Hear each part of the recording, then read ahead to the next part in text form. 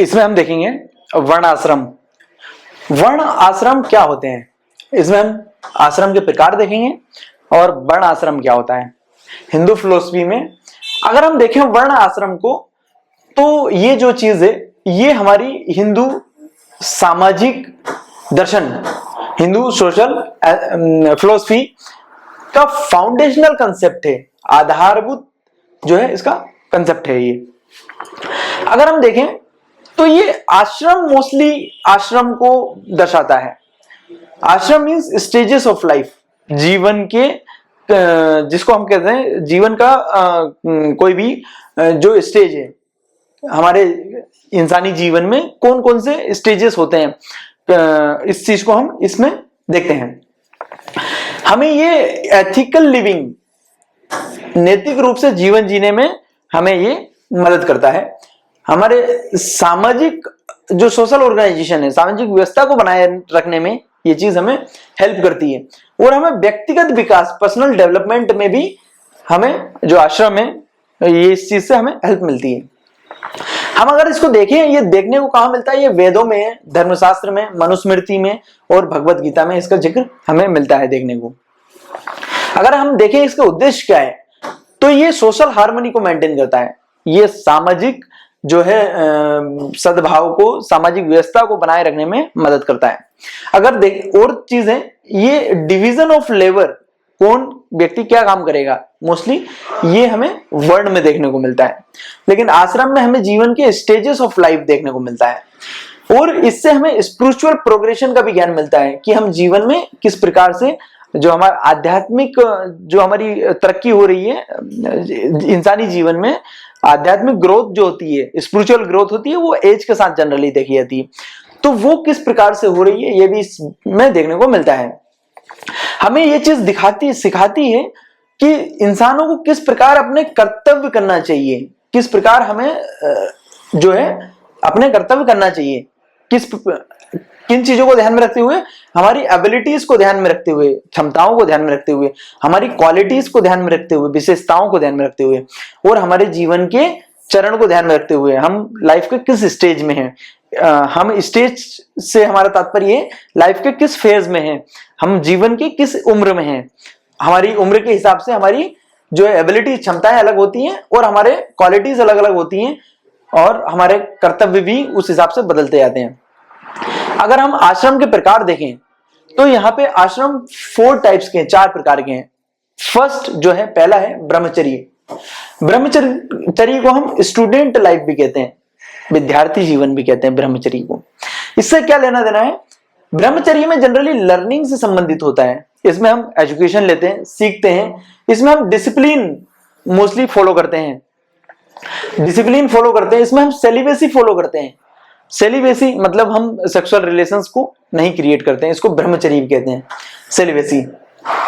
अब इसमें होता क्या है, ये हमारा ज्ञान का फाउंडेशन होता है। इस स्टेज में हम जो है एजुकेशन के थ्रू, लर्निंग के थ्रू, डिसिप्लिन के थ्रू हम ज्ञान का अर्जन करते हैं, नॉलेज को सीख करते हैं, और हम हमारा जो चरित्र है वो भी यहीं पे निर्माण होता है। हम कैरेक्टर जीवन में आगे किस प्रकार के होंगे, जीवन में कौन सी भूमिकाएं हम आगे लेने वाले हैं, हम कौन सी कैरेक्टर्स प्ले करने वाले हैं, ये भी जनरली हम क्या क्या चीज लर्निंग करके निकल रहे हैं, ब्रह्मचर्य पे डिपेंड करता है। जो हमारा दूसरा आश्रम है वो है गृहस्थ आश्रम, जिसको हम हाउस होल्डर्स लाइफ भी कहते हैं। जो एक गृहिणी घर में शामिल होने वाले व्यक्ति की जो जीवन होती है, गृहस्थ जीवन होता है, उसको हम जनरली कहते हैं।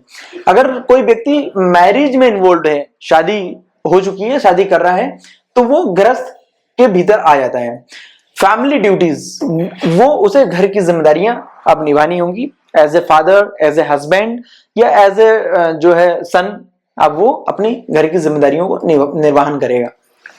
अब वो लाइवलीहुड, जीवन यापन के लिए कुछ कमाने की कोशिश कमाएगा, या वो कोई बिजनेस करेगा, काम करेगा, नौकरी करेगा, एज ए लेबर काम करेगा, कुछ भी करेगा, लेकिन अब उसे घर की जिम्मेदारियां देखनी है।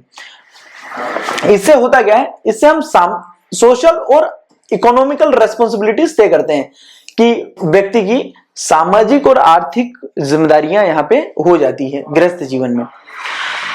थर्ड जो है वो है वानप्रस्थ।